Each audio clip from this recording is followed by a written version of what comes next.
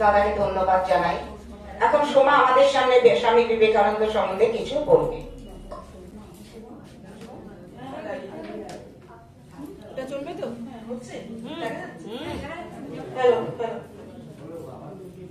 সবাইকে নমস্কার, গুরুজিদের নমস্কার, নমস্কার, সব বড়দের আবার নমস্কার এবং ছোটদের আবার অনেক ভালোবাসা।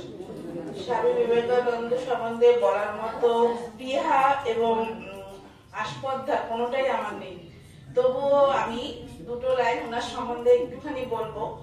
উনি যখন ছোটবেলায় যখন উনি পড়াশোনা করতেন এবং যখন উনি একটু বড় হয়ে গেছিলেন, যখন উনি পড়াশোনা করতেন তখন উনি প্রতিদিন লাইব্রেরি থেকে বই নিয়ে বাড়িতে যেতেন। কারণ তখনকার সময়ে কিন্তু সবার পক্ষে সম্ভব নয় সব বই কিনে পড়া। তখনকার কেন, এখনকার সময়ও সবার পক্ষে সম্ভব নয়। আমিও অনেক কলেজে যখন পড়তাম আমিও লাইব্রেরি থেকে বই নিয়েই পড়তাম। তা বিবেকানন্দ যখন লাইব্রেরি থেকে বই নিয়ে পড়তেন, প্রতিদিন উনি একটা করে বই নিয়ে যেতেন, পরের দিনকে কিন্তু উনি সকালবেলা সেই বইটা ফেরত দিয়ে দিতেন। তখন যে লাইব্রেরি যে থাকে, প্রত্যেকটা লাইব্রেরিতে একজন করে থাকে যে বই দেন এবং বই ফেরত নেন, সে তখন ওনাকে বললেন যে তুমি প্রতিদিন একটা করে বই নিয়ে যাও, প্রতিদিন সেই বইটাকে ফেরত দিয়ে দাও কি করে, কেনই বা নিয়ে যাও, কিসের জন্য নিয়ে যাও, তোমার কি ভালো লাগে বইগুলো দেখতে বা বইয়ের পাতাগুলো কেমন সেগুলো দেখার জন্য?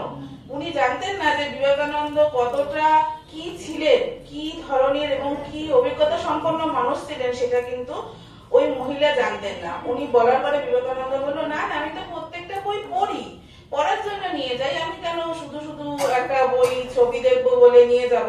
তখন বললো, তুমি সব কটা পড়ো? বলে, হ্যাঁ আমি সব কটা বই পড়ি। বলে, ঠিক আছে তুমি তাহলে আমি একটা প্রমাণ দাও তো, তুমি কি করে সবকটা বই পড়ো সেটা আমি একটু প্রমাণ নিতে চাই। তুমি এতগুলো বই নিয়ে যাও, প্রতিদিন আমার ভীষণ পরিশ্রম হয়, রোজ তোমাকে বই বার করে দেই, আবার রোজ আমাকে সেই বইগুলো ঢুকিয়ে রাখতে হয় জায়গার মতো। ঠিক আছে, উনি বলছে ঠিক আছে, তাহলে আপনি প্রমাণ নেন, কি করলে আপনি বুঝবেন যে আমি বইগুলো পড়ি। তখন উনি একটা প্রশ্ন জিজ্ঞাসা করেন, যে প্রশ্নটা উনি অনেক বছর আগে বইটা নিয়ে গিয়েছিলেন পড়ার জন্য এবং সেই প্রশ্নটা উনি করেছিলেন, যে বইটার মধ্যে প্রশ্নটা ছিল। উনি সেই প্রশ্নটার উত্তর দিলেন এবং বইটার নাম বললেন, বইটার কত নম্বর পাতায় কত নম্বর লাইনে কোন লাইনে সেই প্রশ্নটা আছে সেটা উনি একদম বলে দিলেন সঙ্গে সঙ্গে। উনি তো শুনে অবাক, বলে তুমি এই সমস্ত কিছু মুখস্থ, তুমি সব বলতে পারলে? এই বইটা তো তুমি সেই কবে নিয়েছিলে, আমারও মনে নেই কবে আমি তোমাকে বইটা দিয়েছিলাম, আর তুমি সেই বইটার একদম প্রথম থেকে আমি সব বলতে পারি এবং আমি মুখস্থ জানি বলেই কিন্তু আমি মুখস্থ করি এবং আমার সঙ্গে একবার পড়লেই সব মনে থাকে, আমি ভুলি না।